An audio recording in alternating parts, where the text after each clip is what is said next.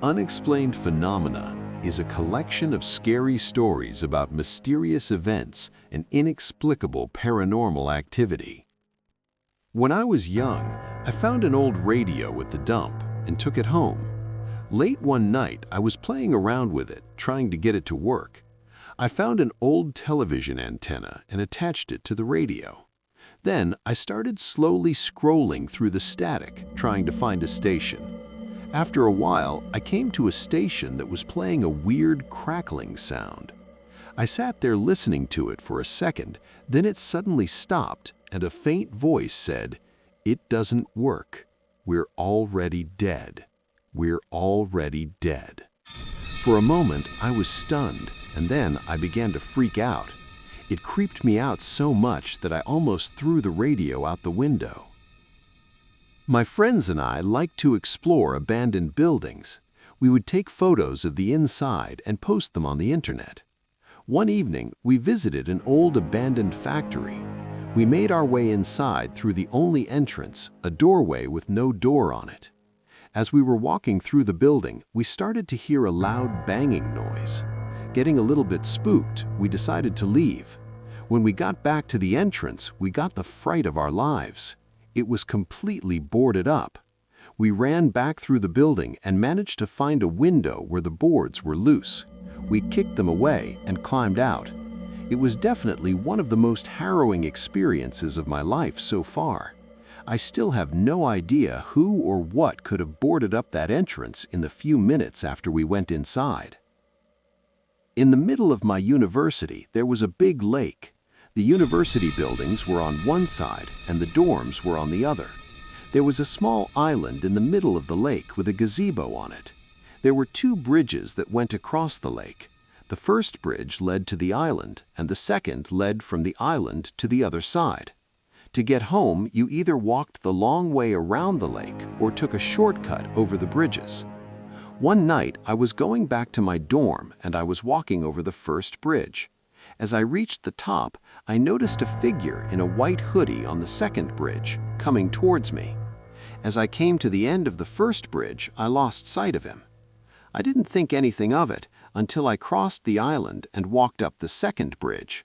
There was no one there. He would have had to have gone right past me. There was no other way to get off the bridge. He was just gone. I ran back to my dorm, and when I got there, my roommate was home. Breathlessly, I told him I had seen something disturbing on the bridge. He stopped me and asked me, was it a person in a white hoodie? It turned out he had seen the exact same thing a year before. From that moment on, I never went across that bridge again and always took the long way around. I am a musician and I mostly compose ambient music. I had an idea for a new project.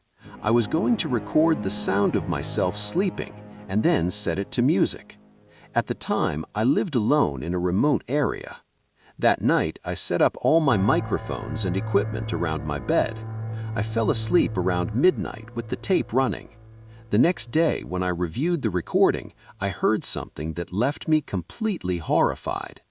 At exactly 3 hours and 24 minutes into the recording, I heard the sound of my bedroom door opening. My mother told me that when I was a kid, I had an imaginary friend named Jesse. I don't really remember much about him, but I remember my parents asking about him quite a lot. They seemed quite concerned. My mother said that one day she was taking me into town to go shopping. We were walking past a graveyard and I suddenly broke free from her grasp and ran through the gates. My mother called out to me, but I didn't listen to her. She followed me into the graveyard and she said I ran straight over a small grave and just stood there, staring at it. It was the grave of a little boy named Jesse who had died when he was 5 years old. Years ago, I was working as a paramedic. A call came over the radio telling us to go to a high-rise building where a man was having a heart attack.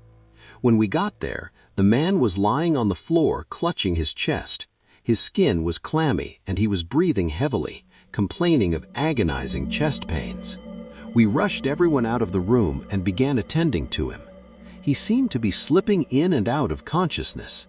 At one point, he began begging us to help him, saying he didn't want to die. It looked like we were going to be able to save his life. Suddenly, he looked past us at the corner of the room, and his eyes grew wide.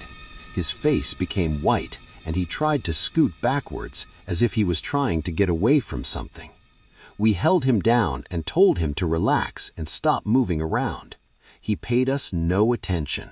His face had a look of sheer terror, and he was staring at the corner of the room, screaming, "I don't believe it! No, no, no!"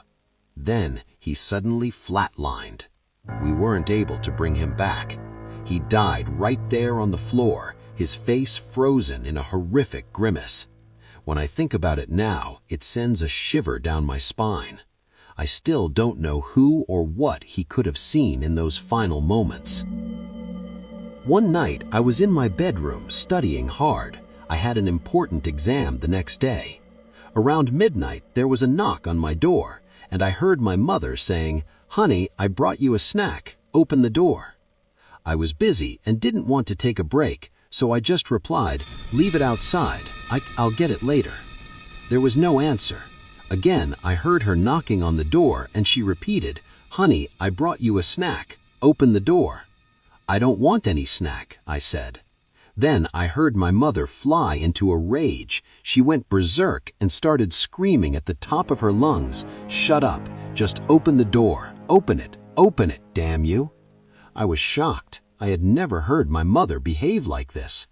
I was about to get up and open the door when I stopped. Something didn't feel right. Outside the door, I heard my mom whining, "Please, honey, open the door." That was when I remembered that my parents were away for the weekend. The house was supposed to be empty. The noises stopped, and I heard the patter of footsteps going down the stairs. I spent the rest of the night in my room, afraid to go outside. Whoever or whatever was outside my room that night, it wasn't my mother. I still wonder what would have happened if I had opened the door.